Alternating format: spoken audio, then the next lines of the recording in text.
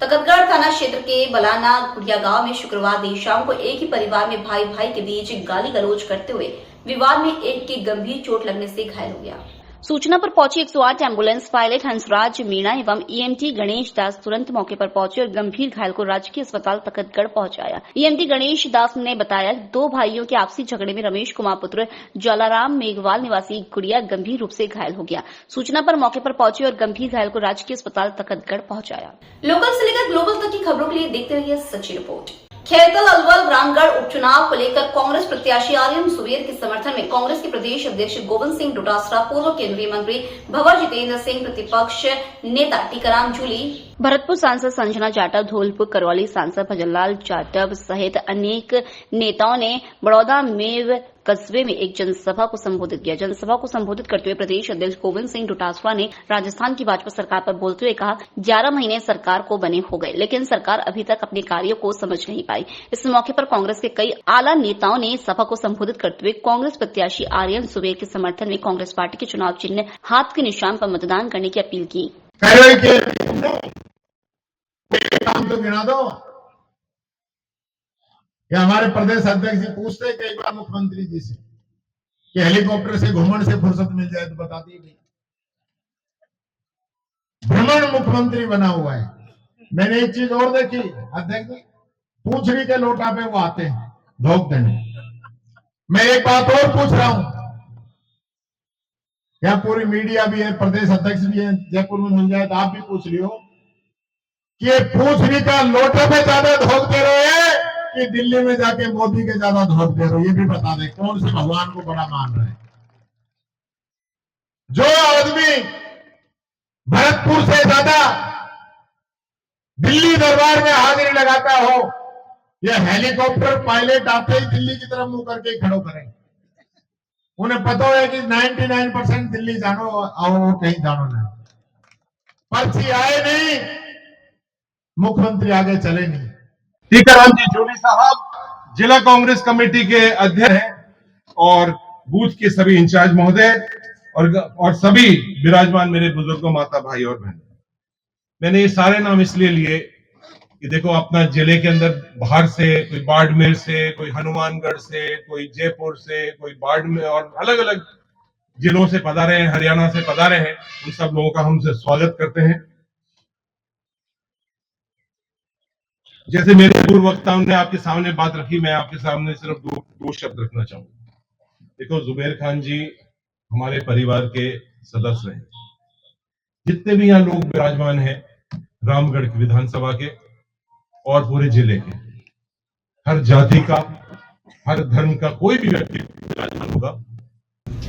और हमारे अलवर की आन बान शान असम प्रभारी आदरणीय भंवर साहब, मंच पे विराजमान प्रदेश अध्यक्ष आदरणीय गोविंद सिंह डोटासरा जी, मंच पे विराजमान हम सबके चहीते, लाडले और हम सबकी आवाज विधानसभा में उठाने वाले आदरणीय नेता प्रतिपक्ष टीकाराम जूली जी, सभी विधायकगण और यहाँ जो हमारे छोटे भाई आर्यन को समर्थन देने वाली देवतुल्य जनता, मैं समस्त सरदारी को दिल की गहराइयों से बहुत बहुत धन्यवाद, स्वागत, अभिनंदन करती हूँ। आज बड़ौदा में चुनावी सभा में हमारे सबके चहीते अलवर के लाडले विकास पुरुष, मेरे गार्जियन, मेरे मेंटर आदरणीय भंवर जितेंद्र सिंह जी, हमारे पीसीसी के ऊर्जावान अध्यक्ष आदरणीय गोविंद सिंह डोटासरा जी, हमारे अलवर की शान जो विधानसभा में हम सबकी आवाज उठाते हैं, पूरे राजस्थान की कांग्रेस की आवाज उठाते हैं, आज स्टार प्रचारक आदरणीय संजना जाटव जी और उम्मीदवार बेनीवाल जी एमपी साहब।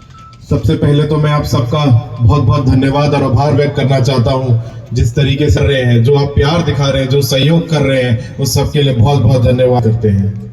उनकी सोच को याद करते हैं। जुबेर जी ने हमेशा विकास की बात की, भाईचारे की बात की। व्यक्ति किसी भी जाति का हो, बिरादरी का हो, किसी भी धर्म का हो, वर्ग का हो, अमीर हो, गरीब हो, सबको बराबर का मान दिया, सम्मान दिया, इज्जत दी, प्यार दिया। आज वो हमारे बीच नहीं है, लेकिन उनके आदर्श और उसूल हमेशा हमारे बीच में जिंदा रहेंगे।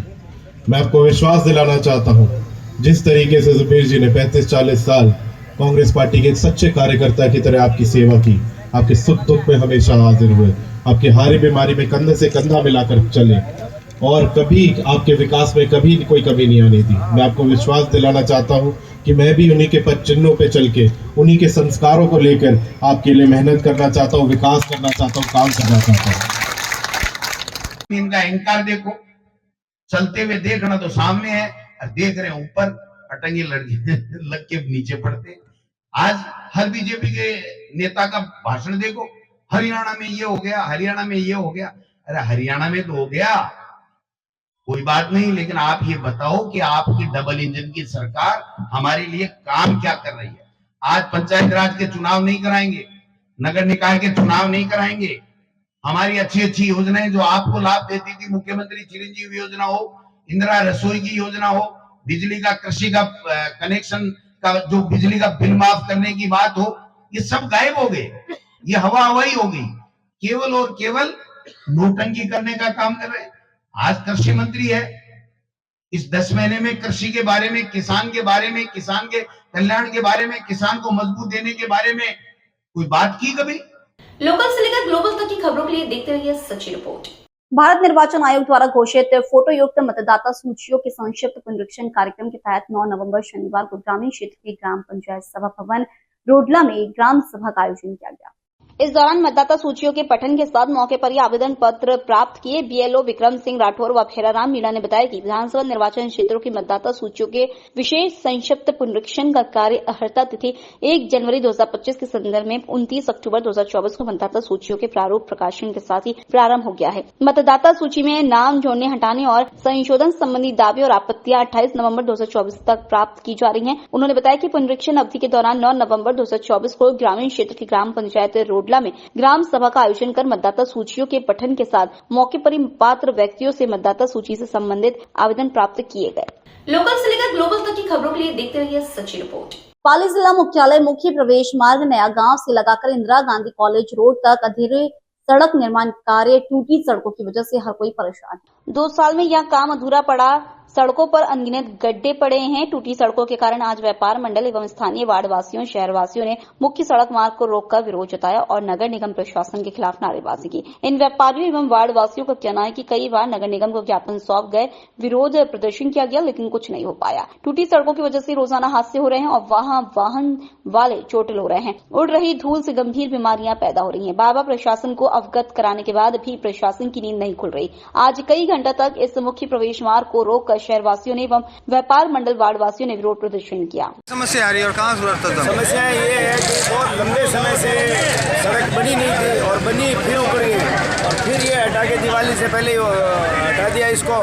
सब हम दुकानदार परेशान हो रहे हैं, सबका धंधा चौपट हो गया है और यहाँ से रास्ते पे निकलते हुए बहुत हालत खराब हो रही है। आंखों पे समझ लो चश्मा लगाते हैं तो भी धूल से भर जाते हैं और दुनिया भर के एक्सीडेंट होते रहते हैं दिन भर।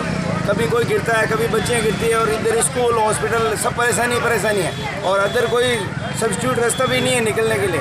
तो आपकी क्या मांग है? मांग हमारी ये है कि जल्द से जल्द इस सड़क को निर्माण करके रास्ते को सुचारू किया जाए। क्या नाम आपका? सरवण है मेरा नाम। हाँ, मेरा नाम नरेश है और ये सड़क लास्ट में 1-2 महीने से खराबी है और टूटी हुई है और इसकी कोई मतलब देख रेख नहीं की जा रही है और शाम के टाइम इतना धूप उड़ती है जिससे वजह सब आगे राहगीर परेशान है और सांस लेने भी प्रॉब्लम आती है और रोज़ 1-2 एक्सीडेंट इस रोड पे पक्का होता है। प्रशासन इसके खिलाफ ध्यान क्यों नहीं दे रहा है? तो आपकी क्या मांग है? मांग यही है कि मतलब काम आधा हो गया है तो आधा पूरा करने में प्रॉब्लम क्या आ रही है? अगर समय पर काम नहीं किया गया तो इससे बड़ा धरना होगा। धरना दिया गया? हाँ जी, कहाँ से धरना दिया आप? ये धरना दिया है चुंगी नाका से कबूड़ी के बेरा जो जाने वाली रोड है ना, वहाँ पे SBI बैंक के पास। ठीक है, यहाँ पे ऐसी हालत खराब है रोड की कि कहीं शादी में जाना है तो मेकअप वालों का व्यापार बंद हो गया है कि यहाँ आते ही मेकअप हो जाता है। ठीक है, और ये सब जो राजनेता है ना बड़े बड़े कांग्रेस के, विशेषकर उनकी आज नींद खोलने के लिए हम जागे आज ठीक है हाँ जो वादे करते हैं खाली बोलते हैं वो माइक के ऊपर, वही वादे हैं उनके कानों में सुनने के लिए, धरातल पे नहीं है उनके पूरे वादे वो। इसलिए उनकी आज नींद खोलनी है और बहुत उग्र आंदोलन करेंगे आज हम, और फिर उन्हें पता चलेगा कि भाई जनता जाग चुकी है। इसलिए जय श्री राम। इस रोड का काम लगभग 1 महीने से बंद पड़ा है। यहाँ के दुकानदार इतने परेशान है कि इन्होंने दीपावली की अपने दुकानों की सफाई भी नहीं की। इतनी डस्ट उठ रही है, लोगों को आने जाने में इतनी परेशान हो रही है। आगे रात के समय में तो बिना लाइट के कुछ दिख भी नहीं पाता, ऐसी स्थिति हो रही है। इतनी मिट्टी यहाँ पे उड़ रही है। कुछ समय अगर ये काम नहीं हुआ तो ये दुकानदार सारे अस्थमा के मरीज हो जाएंगे। हमारे कमिश्नर साहब आए हैं, अच्छा काम कर रहे हैं, हम मानते हैं, लेकिन उनको कचरे के अलावा सड़कों पर भी ध्यान देना पड़ेगा जिससे पब्लिक को परेशानी न हो। तो आपके क्या मांग है? सड़क का काम चालू करो है, यही मांगे, और हमें कुछ चाहिए नहीं। क्या नाम आपका? लोकेश सोनी।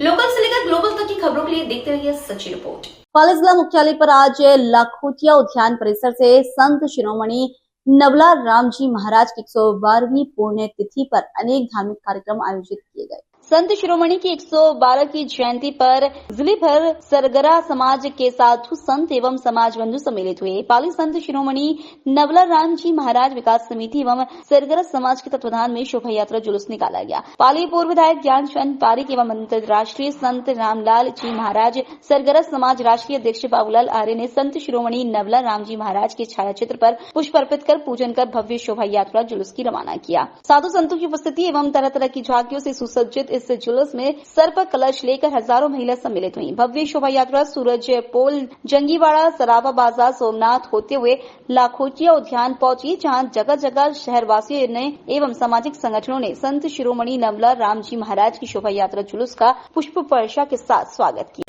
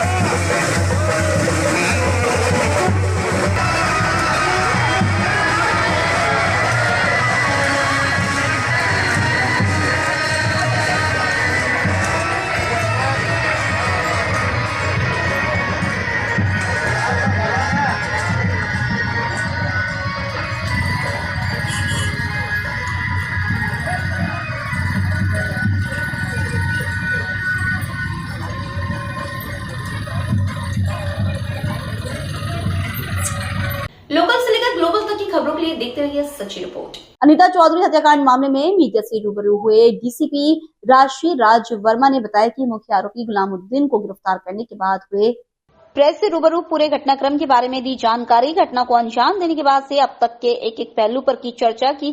अनीता चौधरी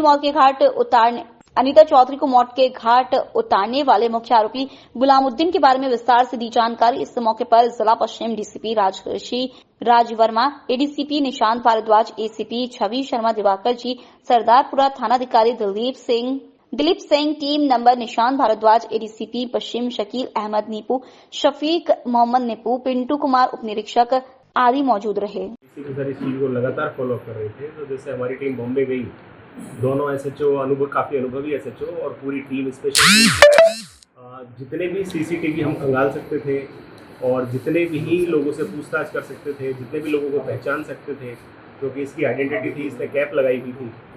इसके अलावा जितने भी रहवासी मकान जहाँ पर इसका डेरा हो सकता था वो हम खंगाल सकते थे।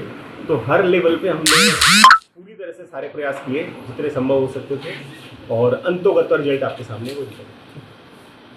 सर क्या भागने का प्रयास वगैरह हुआ क्या? भागने का प्रयास की फिराक में था, बट ये मौका इसको मिला नहीं। पकड़ते टाइम को संघर्ष आया कोई? पकड़ते टाइम संघर्ष था कि जैसे इंटेलिजेंस कलेक्शन से, साइबर कनेक्शन से जो भी हमारे पास सूचना आई, तो हमारी टीम विद इन 30 सेकंड के अंदर मौके पर पहुंच गई, इसको उठा लिया।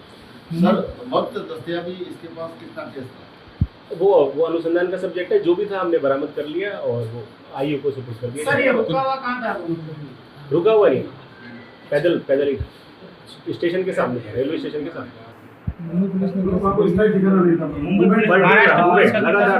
लगातार मूवमेंट। हाँ, डिटेक्शन टीम हमारे साथ थी, बाकी काम तो हमारा था, बाकी डिटेक्शन टीम उनके साथ थी, उनका सहयोग। संज्ञान के विषय में कोई भी चीज़ अभी नहीं बता सकते हैं, जैसे चीज़ें स्पष्ट होगी तब आप। तो सर ऐसा मान लिया जाए जब जो चीज़ आप क्लियर करेंगे वो बताई जाएगी सार्वजनिक रूप से, या फिर ऐसा नहीं होगा किसी एक को बताया जा रहा है, किसी को नहीं बताया जा रहा?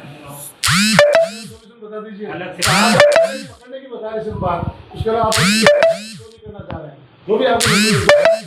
तो कल क्या कोई टाइम फिक्स करेंगे तो आप बताइए। टाइम फिक्स नहीं है, जब जैसे जो सर इसमें इन्वेस्टिगेशन कौन कर रहे हैं सर? इन्वेस्टिगेशन तो आइए जो एसएचओ सरदारपुरा, बट जैसा मैंने बताया सारा कुछ, चाहे वो पूछताछ हो, चाहे वो इन्वेस्टिगेशन का सुपरविजन हो, 3 से 4 एडिशनल डीसीपी लेवल के अधिकारी हर चीज़ सुपरवाइज करेंगे छुट्टी से। जी सर लेकिन एक अहम है, इतना बड़ा हादसा जो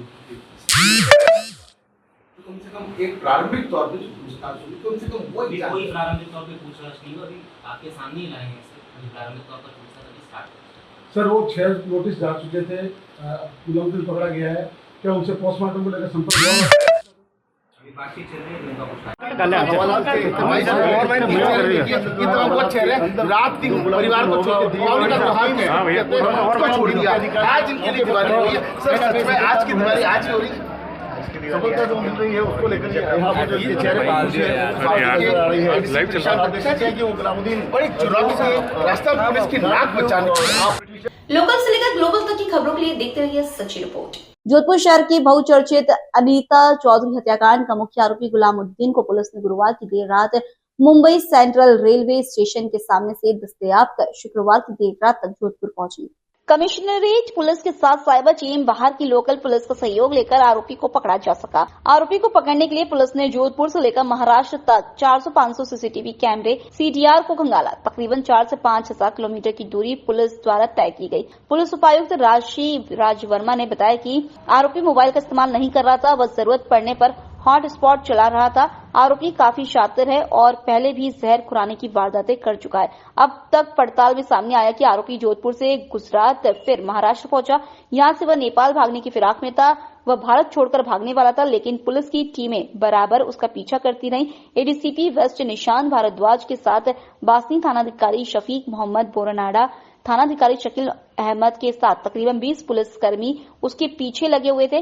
पुलिस उपायुक्त राज वर्मा के अनुसार आरोपी को पकड़ने के लिए पुलिस ने मुंबई पहुंचकर हाजीवली, काठियावाड़ी और चौपाटी तक ढेरों का खंगाला। इसी चीज को लगातार फॉलो कर रहे थे, तो जैसे हमारी टीम बॉम्बे गई, दोनों एसएचओ काफी अनुभवी एसएचओ और पूरी टीम स्पेशल जितने भी सीसीटीवी हम खंगाल सकते थे और जितने भी लोगों से पूछताछ कर सकते थे, जितने भी लोगों को पहचान सकते थे, क्योंकि इसकी आइडेंटिटी थी, इसने कैप लगाई हुई थी। इसके अलावा जितने भी रहवासी मकान जहाँ पर इसका डेरा हो सकता था वो हम खंगाल सकते थे।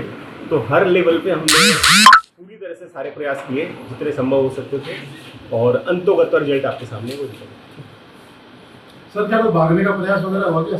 भागने का प्रयास की फिराक में था, बट ये मौका इसको मिला नहीं। पकड़ते टाइम को संघर्ष आया कोई? पकड़ते टाइम संघर्ष था कि जैसे इंटेलिजेंस कलेक्शन से, साइबर कनेक्शन से जो भी हमारे पास सूचना आई, तो हमारी टीम विद इन 30 सेकंड के अंदर मौके पर पहुंच गई, इसको उठा लिया। सर वक्त दस्तियाबी इसके पास कितना केस था? वो अनुसंधान का सब्जेक्ट है, जो भी था हमने बरामद कर लिया और वो आईओ को सुपुर्द कर दिया। सर ये रुका हुआ कहाँ था? रुका हुआ नहीं, पैदल ही स्टेशन के सामने था, रेलवे स्टेशन के सामने। लगातार मूवमेंट। हाँ, डिटेक्शन टीम हमारे साथ थी, बाकी काम तो हमारा था, बाकी डिटेक्शन टीम उनके साथ थी, उनका सहयोग। देवी जी की हत्या का प्रकरण दर्ज हुआ था। पिछले 7-8 दिनों में हमने एक जो सर आरोपी थी उनको हमने गिरफ्तार भी किया था जितने साक्ष्य हम इकट्ठा कर सकते थे और अंतिम साक्ष्य मैंने इकट्ठा किए थे। जो मुख्य आरोपी था गुलामुद्दीन, पिछले 7-8 दिनों से भागा हुआ था, 30 तारीख को यहाँ से भागा था। हमारी करीब 20 लोगों की टीम एडिशनल डीसीपी वेस्ट के सुपरविजन में और एसएचओ बास्ती, एसएचओ पुरानाडा इनके साथ थे। हमारी करीब 20 लोगों की टीम निरंतर गुलामुद्दीन के पीछे भाग रही थी। यहाँ हेडक्वार्टर पर हमारी साइबर टीम जो है वो टेक्निकल साक्ष्य इकट्ठा कर रही थी और फील्ड टीम को जैसे जैसे जो सूचना आ रही थी वो सूचना प्रदान कर रही थी। और 7 दिनों के अथक प्रयास के बाद कल हमने जो मुख्य आरोपी है गुलामुद्दीन, उसको मुंबई सेंट्रल जो रेलवे स्टेशन है वहाँ से हमने दस्तयाब किया। वो वहाँ से आगे नेपाल जाने की फिराक में था और बिल्कुल अगर थोड़ा भी अगर लेट होता तो वो आगे निकल जाता। 30 को एफआईआर हुई है, 30 के रात की घटना है। एफआईआर 30 के रात की घटना, 30 के रात को मतलब शव की रिकवरी। अभी तक जो चीज सामने है कि 31 घटना तो उससे 2 या 3 दिन पहले की है। बिल्कुल वो अभी पूरा जो क्रोनोलॉजी है, जो सीक्वेंस ऑफ इवेंट है, वो अभी अनुसंधान में, इनसे पूछताछ में भी वो सारी चीजें क्लियर। सीक्वेंस को बताया नहीं, उसकी वाइफ को नहीं पता था जितना इसने बताया। वो उसने बस यही बताया कि 28 तारीख के आसपास इस तरह की घटना हुई। जो उसके पूछताछ में था ये पहले भी बता चुके हैं। बाकी उसके बाद क्या क्या रहा, उसके पहले क्या क्या रहा, किसकी क्या भूमिका रही, किसकी क्या संलिप्तता रही, किस उद्देश्य से किया गया, ये सारी चीज़ें जो है ये अभी अनुसंधान का विषय और अभी पूछताछ करेंगे, इसकी पुलिस कस्टडी लेंगे और जितनी भी चीज़ें हमने अभी तक अनुसंधान की है और इससे जो चीज़ें सामने आएंगी सबको लिंक करेंगे, प्रकरण से लिंक करेंगे और जैसे जैसे जो चीज़ें सामने आएंगी आप लोग। बॉम्बे से 3 व्यक्ति पकड़ के लाया गया या 1 व्यक्ति पकड़ के? 1 व्यक्ति। 3 नहीं थे वो? नहीं, 1 था बस। पक्का ना? इसने आज कल अपने ताऊ जी के लड़के से जब बात की थी, फोन जब चालू हुआ वो क्या समय रहा होगा? कैसे बात की, क्या बात की, हम इसे कैसे पकड़ कर लाए वो हम बता नहीं सकते हैं, ठीक है। बट मैं अब ये बता सकता हूँ कि जितने भी हम टेक्निकल टूल्स इस्तेमाल कर सकते थे, जो भी हमारे पास थे, कितने हुए, ये सारी चीजें अनुसंधान का विषय। किसकी क्या संलिप्तता, एक बार मैं फिर से सबके बेनिफिट के लिए रिपीट कर रहा हूँ। किस कौन इन्वॉल्व है, कौन नहीं है, क्या उद्देश्य था, किसकी क्या भूमिका रही इस पूरे प्रकरण में, ये जब तक हम अनुसंधान नहीं करेंगे, इसे पूछताछ नहीं करेंगे, तो फाइनल हो जाएगा। अभी आपकी नजर में भी कितने होंगे मुल्जिम? अभी मैं इस पर कोई टिप्पणी नहीं कर सकता। सर पोस्टमार्टम का क्या सीन है, कुछ कोई वार्ता हुई? आज मेरे ख्याल से भी वार्ता चल रही है। अभी वहाँ पर तेजा जी मंदिर है, वहाँ पर कुछ कार्यक्रम है और अपने भी अधिकारी वहाँ मौजूद, पूरा प्रयास किया जा रहा है कि जल्द से जल्द। आपके पास कानून भी था, अधिकार भी था पोस्टमार्टम कराने का और लाश खराब हो रही थी, उसको अगर मान लो कोई दिन भी दिया तो उसका असर कम हो जाएगा या नगण्य हो जाएगा। इन परिस्थितियों में आप पोस्टमार्टम करवा सकते थे, नहीं करवा? देखिए, हमारा यही प्रयास रहता है कि जो पीड़ित पक्ष है, प्रतिवादी पक्ष है, पोस्टमार्टम उनकी उपस्थिति में होना चाहिए, औचित्य है, ठीक है। उनकी उपस्थिति में होता है तो कोई आरोप प्रत्यारोप भी नहीं लगते हैं, उनको भी संतुष्टि रहती है कि सब कुछ सही से हुआ है। हम पिछले कुछ दिनों से यही प्रयास कर रहे हैं, जितने भी हमारे अधिकारी हैं उनसे बातचीत करके यही समझाने का प्रयास कर रहे हैं और आशा करते हैं कि जल्द से जल्द ये। सर, जो ऑडियो रिकॉर्डिंग वायरल हुई थी सुनीता की, उसमें कई और बड़े नाम भी शामिल थे, क्या वो भी अनुसंधान में शामिल है? सब कुछ जैसा मैंने बताया, हर पहलू पे अनुसंधान होगा। जितनी चीज़ें भी बातें सामने आई हैं, डायरेक्टली इनडायरेक्टली हर पहलू पर अनुसंधान होगा। जिसकी भी जो संलिप्तता पाई जाएगी उस हिसाब से विधि समझता है। अभी सह आरोपी का नाम खोल सकते हैं? अभी तक इनकी तो गिरफ्तारी हो चुकी है, तो इनकी वाइफ है। इसके अलावा कुछ अभी तक मतलब कुछ एक्सेप्ट किया है सर से आरोपी को? मुलजिम को अभी लेकर आए हैं, अभी इससे पूछताछ होगी, बाकी सारी चीजें क्लियर होंगी। लोकल से लेकर ग्लोबल तक की खबरों के लिए देखते रहिए सच्ची रिपोर्ट। शास्त्री नगर के सेक्टर बी स्थित महाकालेश्वर मंदिर में इस वर्ष अन्नकूट महोत्सव का आयोजन विशेष धूमधाम से किया गया। महाकालेश्वर भगवान के साथ साथ राधा कृष्ण राम परिवार अम्बे माता और बालाजी की प्रतिमाओं का विशेष पूजन कर अन्नकूट का आयोजन किया गया। मंदिर के पुजारी ने बताया कि इस महोत्सव में भगवान शिव को 56 भोग अर्पित किए गए और विशेष पूजा अर्चना की गई। भक्तों ने राधा कृष्ण शिव परिवार भगवान राम अम्बे माता और बालाजी के दिव्य स्वरूपों के दर्शन कर आशीर्वाद प्राप्त किया। इस अवसर पर भव्य महाआरती का आयोजन हुआ, जिसमें श्रद्धालुओं ने पूरे भक्तिभाव से भाग लिया। महोत्सव में भजन कीर्तन का आयोजन भी किया गया, जिसमें स्थानीय कलाकारों ने राधा कृष्ण राम अम्बे माता और बालाजी के भजनों के माध्यम से भक्ति रस में सभी को सराबोर किया। अंत में महाप्रसाद का वितरण हुआ, जिसमें श्रद्धालुओं ने प्रसाद ग्रहण कर आशीर्वाद प्राप्त किया।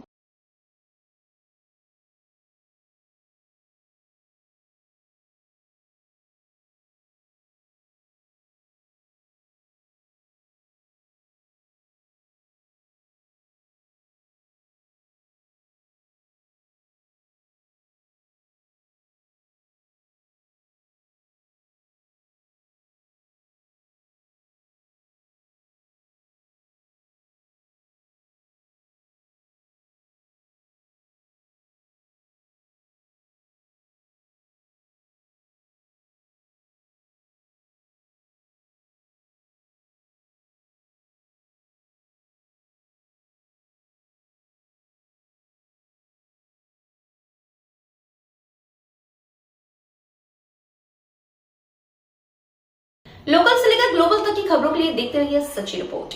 महिला ब्यूटिशियन अनीता चौधरी की हत्या कर शव के 6 टुकड़े करके गाड़ने के मामले में मुख्य आरोपी गुलामुद्दीन ने कुछ महीने पहले पड़ोस में रहने वाली एक महिला की जेवर लूटने की भी साजिश रची थी।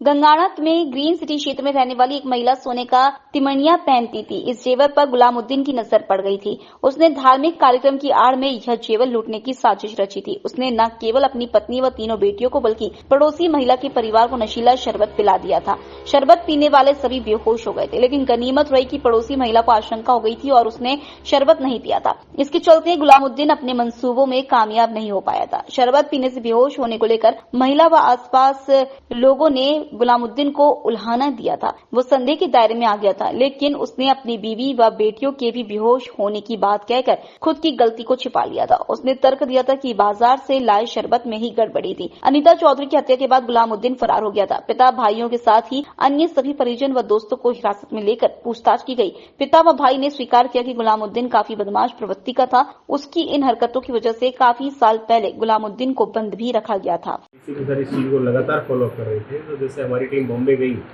दोनों एसएचओ काफी अनुभवी एसएचओ और पूरी टीम स्पेशल जितने भी सीसीटीवी हम खंगाल सकते थे और जितने भी लोगों से पूछताछ कर सकते थे, जितने भी लोगों को पहचान सकते थे, क्योंकि इसकी आइडेंटिटी थी, इसने कैप लगाई हुई थी। इसके अलावा जितने भी रहवासी मकान जहाँ पर इसका डेरा हो सकता था वो हम खंगाल सकते थे। तो हर लेवल पे हमने पूरी तरह से सारे प्रयास किए जितने संभव हो सकते थे और अंतोगत रिजल्ट आपके सामने वो दिखा। सर, क्या भागने का प्रयास वगैरह हुआ क्या? भागने का प्रयास की फिराक में था, बट ये मौका इसको मिला है। पकड़ते टाइम को संघर्ष आया? पकड़ते टाइम संघर्ष था कि जैसे इंटेलिजेंस कलेक्शन से, साइबर कनेक्शन से जो भी हमारे पास सूचना आई, तो हमारी टीम विद इन 30 सेकंड के अंदर मौके पर पहुंच गई, इसको उठा लिया। सर, वक्त दस्तयाबी इसके पास कितना केस था? वो अनुसंधान का सब्जेक्ट है। जो भी था हमने बरामद कर लिया और वो आईओ को सुपुर्द कर दिया। सर, ये रुका हुआ कहाँ था? रुका हुआ नहीं, पैदल ही स्टेशन के सामने था, रेलवे स्टेशन के सामने। लगातार मूवमेंट है। हाँ, डिटेक्शन टीम हमारे साथ थी, बाकी काम तो हमारा था, बाकी डिटेक्शन टीम उनके साथ थी, उनका सहयोग। लोकल से लेकर ग्लोबल तक की खबरों के लिए देखते रहिए सच्ची रिपोर्ट। बीती रात जनपद बिजनौर के धामपुर नगर में हारे के सहारे बाबा खाटू श्याम जी महाराज का 5वां जन्म उत्सव बड़े ही धूमधाम के साथ मनाया गया। धर्मनगरी धामपुर की धार्मिक संस्था श्री श्याम मित्र मंडल धामपुर द्वारा पंजाबी कॉलोनी धामपुर के सामने स्थित शुभम मंडप में बहुत ही विशाल तैयारी के साथ भव्य दरबार सजाकर बाबा खाटू श्याम जी महाराज का जन्मोत्सव मनाया गया। कार्यक्रम का शुभारंभ पंडित आचार्य श्री गौरव कृष्ण भारद्वाज द्वारा विधि विधान पूजन के साथ किया गया, जिसमें श्री श्याम मित्र मंडल धामपुर के समस्त सदस्यों ने भाग लिया। इस अवसर पर श्री खाटू श्याम जी महाराज का अलौकिक श्रृंगार करते हुए अखंड ज्योति भी प्रज्वलित की गई। उसके पश्चात आरंभ हुए भजन संगीत कार्यक्रम में श्री श्याम मित्र मंडल के संस्थापक पंडित विकास वशिष्ठ द्वारा सुंदर सुंदर भजनों की प्रस्तुति दी गई। कार्यक्रम में कन्नौज से पधारे भजन गायक संदीप मस्ताना और मुरादाबाद से पधारी भजन गायिका नेहा मुरादाबादी द्वारा अपने सुंदर सुंदर भजनों से बाबा खाटू श्याम महाराज की गुणगान किया गया। कार्यक्रम में और सुरसाज म्यूजिकल ग्रुप द्वारा संगीत देकर कार्यक्रम को संगीत में बना दिया।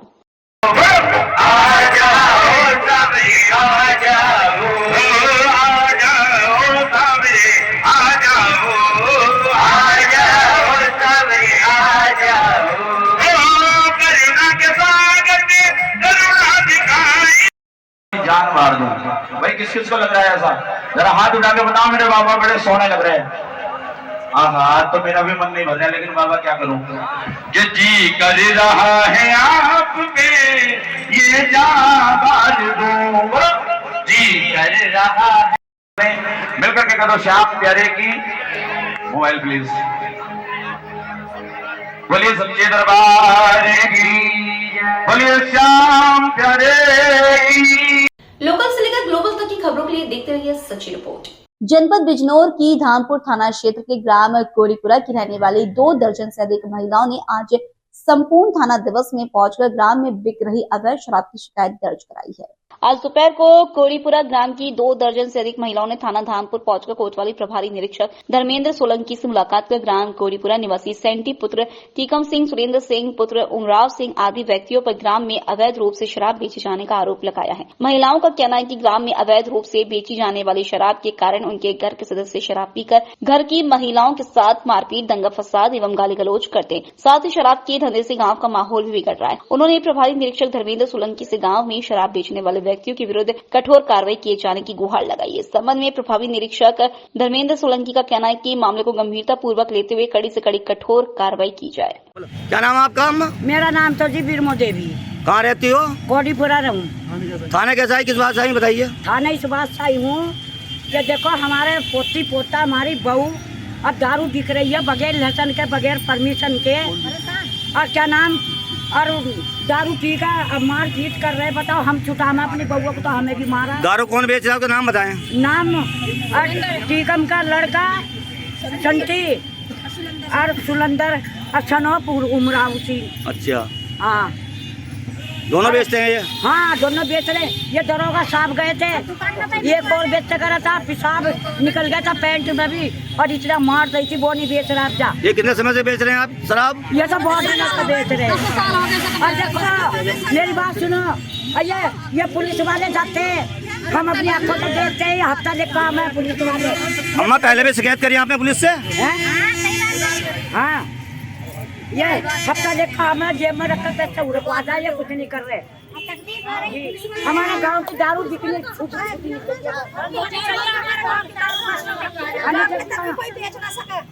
उठा दो, बंद करो, इनसे यो पूछो ये बेचने का। लोकल से लेकर ग्लोबल तक की खबरों के लिए देखते रहिए सच्ची रिपोर्ट। लालसोट जिला दौसा निवासी नरसिंहलाल मीणा की ओर से अधिवक्ता यशपाल क्लेरी ने रिट याचिका दायर कर बताया कि याचिकाकर्ता ने डिप्लोमा इन आयुष नर्सिंग एवं फार्मेसी के प्रथम वर्ष में 731 अंक अर्जित किए और द्वितीय वर्ष में 845 अंक प्राप्त किए। तत्पश्चात उसने राजस्थान आयुर्वेद नर्सिंग काउंसिल जयपुर में पंजीयन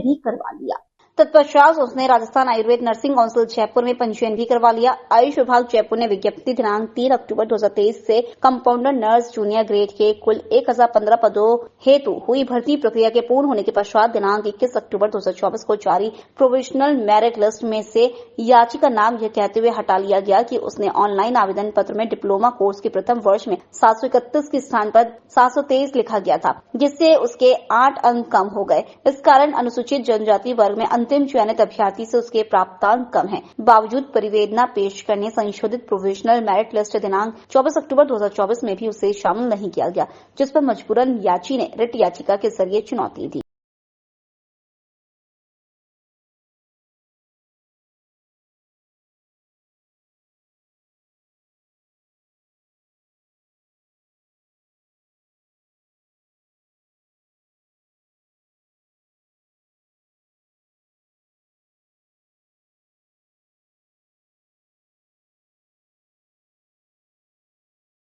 लोकल से लेकर ग्लोबल तक की खबरों के लिए देखते रहिए सच्ची रिपोर्ट।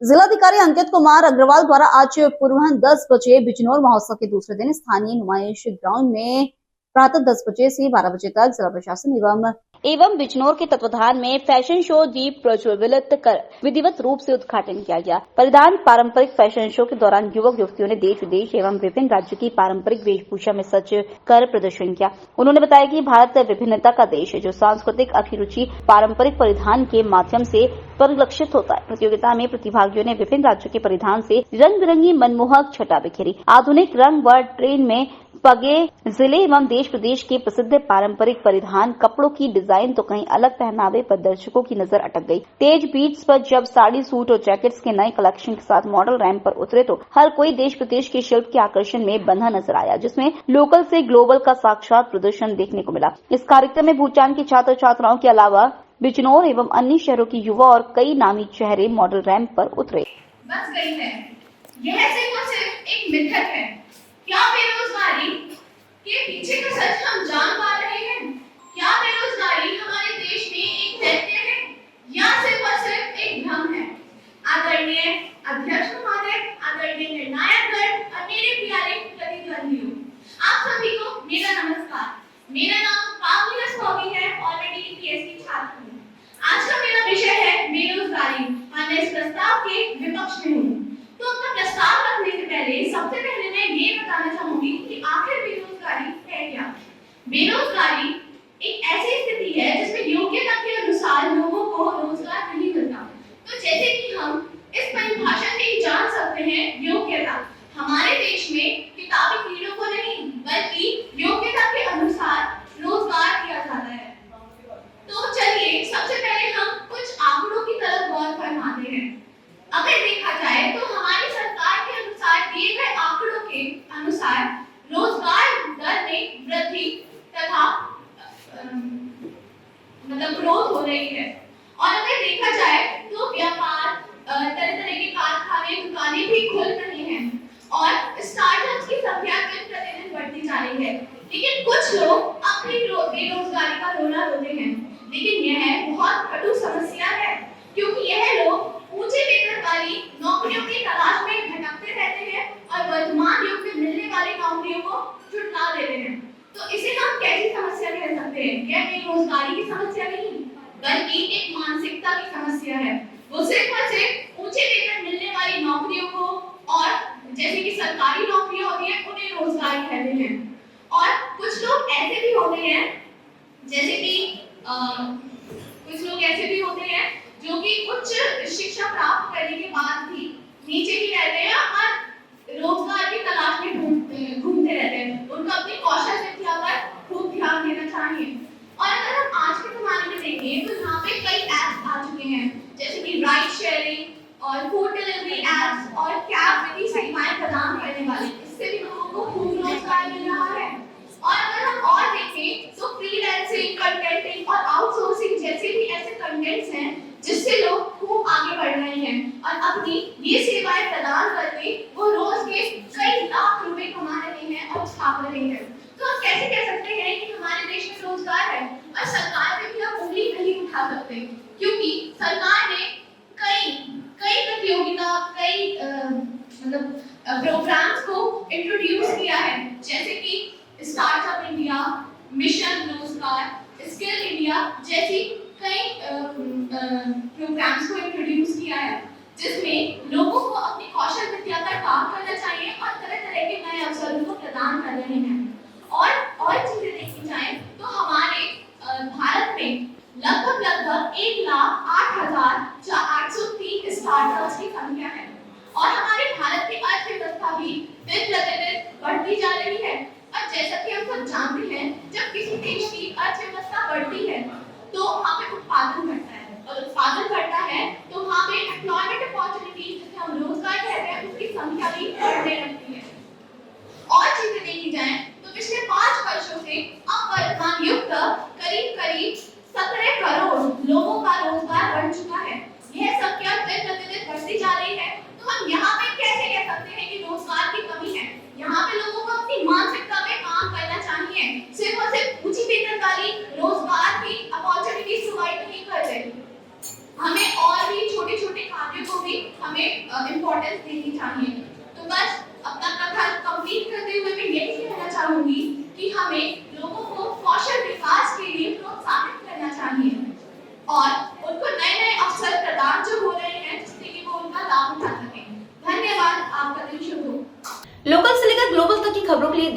सच्ची रिपोर्ट। जोधपुर से जसौल माजीसा मंदिर के लिए पैदल संघ 3 नवंबर को परिहान नगर क्षेत्र से रवाना हुआ, जो आज सुबह 10 बजे जसौल माजीसा धाम पहुंचा, जहां पर संघ के श्रद्धालुओं ने माता के दर्शन कर सभी की खुशहाली की मनोकामनाएं की। संघ के गाजीपति खेत सिंह चावड़ा ने बताया कि संघ में करीबन 60 से 70 महिलाएं व पुरुष सम्मिलित हुए, जिसमें नरेंद्र सिंह, युवराज सिंह, कमल, ओम प्रकाश धादिच, भवानी सिंह, अजय प्रशिक्षित, धनराज गगवाणिया, बाया, किरण, प्रहलाद शर्मा इत्यादि मौजूद रहे।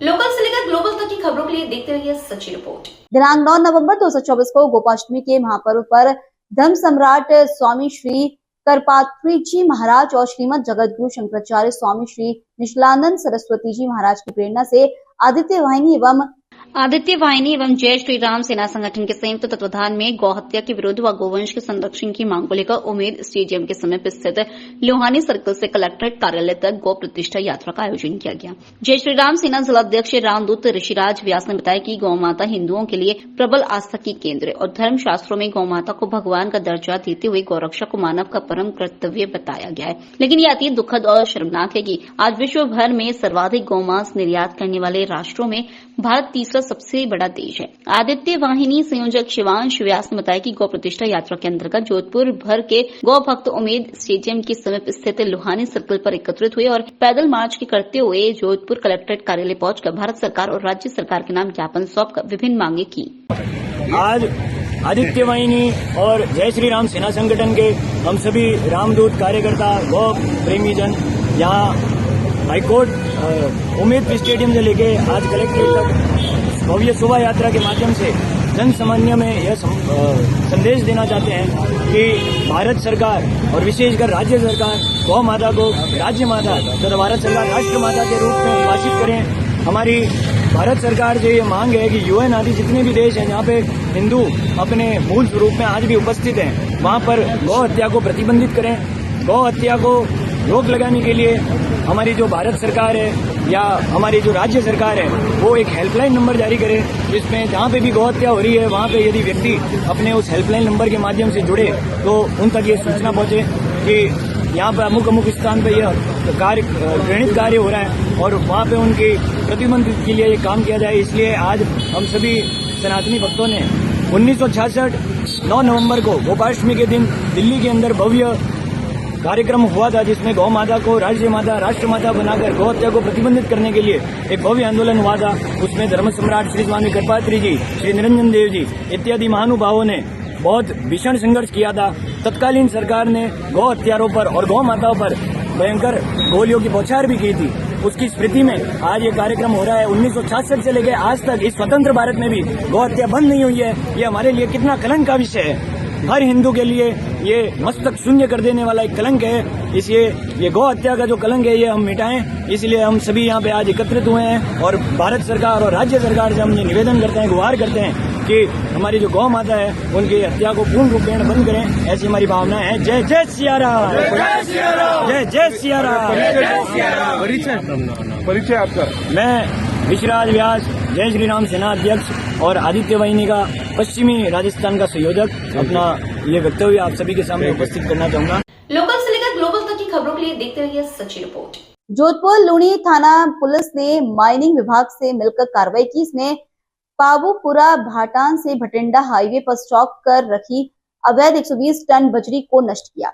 पुलिस ने एक डंपर को भी जब्त कर चालक को गिरफ्तार किया। थानाधिकारी हुकुम सिंह ने बताया कि बजरी माफिया के खिलाफ कार्रवाई के लिए पुलिस व खनिज विभाग की संयुक्त टीम बापूपुरा भाटान से भटिंडा हाईवे पहुंची। वहां सरदार समंद रोड पर अवैध बजरी से भरा स्टॉक दिखाई दिया। पुलिस ने जेसीबी की मदद से 120 टन अवैध बजरी के स्टॉक को नष्ट किया।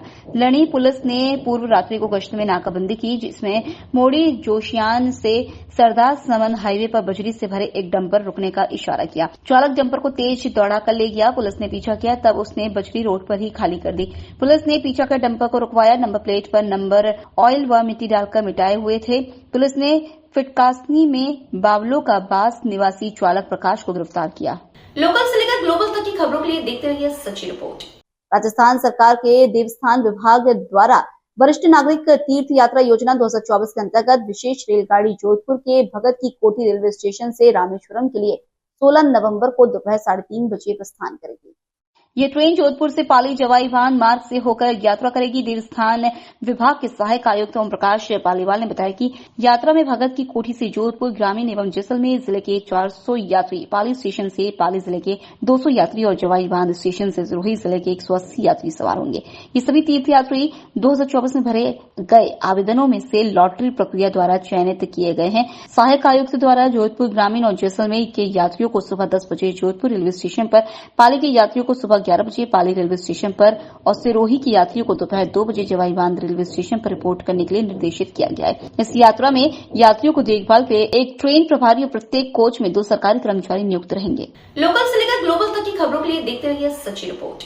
राजस्थान राज्य भारत स्काउट एवं गाइड जिला जोधपुर के तत्वाधान में संगठन के हीरक जयंती वर्ष के तहत आयोजित कार्यक्रमों की श्रृंखला में विठलेश वन चौपासनी प्रशिक्षण केंद्र पर रात्रि कैंप फायर कार्यक्रम में स्काउट टोलियों के मध्य उनके कार्यक्रमों की प्रस्तुति के साथ ही राष्ट्रीय स्तर के कवि दिनेश सिंदल, कोटा से आई पूर्णिमा जायसवाल, अदा शुभम पांडे की सदारत में कवि सम्मेलन आयोजित हुआ। अपनी देशभक्तिपूर्ण रचना प्रस्तुत करते हुए पूर्णिमा जायसवाल अदा ने श्रोताओं को शहीदों की कुर्बानी के संदेश लाई। मैं वतन के लिए मोहब्बत का पैगाम लाई हूँ रचना पर आहदित कर दिया। गजल व गीतकार दिनेश सिंदल ने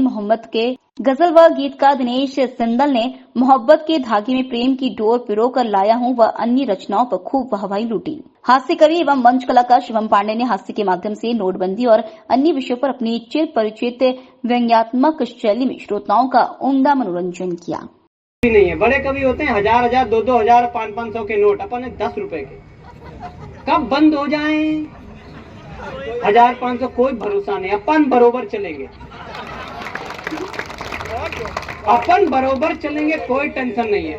ठीक है, पान की टपरी पे भी मिलेंगे अपन, ऐसी कोई टेंशन नहीं है। चूना आराम से बरोबर लगेगा जीवन में, कोई टेंशन नहीं है ना। तो आनंद लो, आनंद के ही पल है कि सुनिए कि हसरतों चाहतों का इरादा नहीं, कि हसरतों चाहतों का इरादा नहीं, इश्क कर ना मगर कोई वादा नहीं, इश्क कर ना मगर कोई वादा नहीं। मुस्कुरा कर पलट कर कहेंगे यही, वो मुस्कुरा कर पलट कर कहेंगे यही, तुम मेरे दोस्त हो इससे ज्यादा। यही है वास्तविकता। ये बाहर वाकई में मुझे लग रहा है इनका, इधर वालों का दर्द बता रहा है कि जाते जाते सुतली बम फेंक के और चला गया। आज भी दिवाली के पटाखे लग रहे हैं। लोकल से लेकर ग्लोबल तक की खबरों के लिए देखते रहिए सच्ची रिपोर्ट।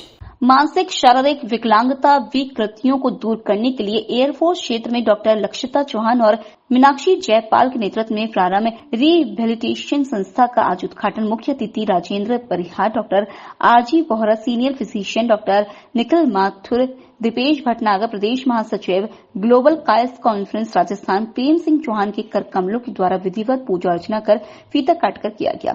यहाँ सभी बड़े एवं बच्चों को जो मानसिक एवं शारीरिक रूप से विकृत अवस्था में हैं, उन्हें सुनियोजित तरीके के व्यायाम, physiotherapy, speech therapy, behaviour occupational therapy, special educational programme, psychological assessment और काउंसलिंग करवाने की व्यवस्था की जा रही है। स्थान 18/A Bhairav Vilas golf course road, air force area में रहने वालों के लिए ये संस्था बहुत ही महत्वपूर्ण है, क्योंकि इस तरह की कोई संस्था यहां कार्य नहीं कर रही है।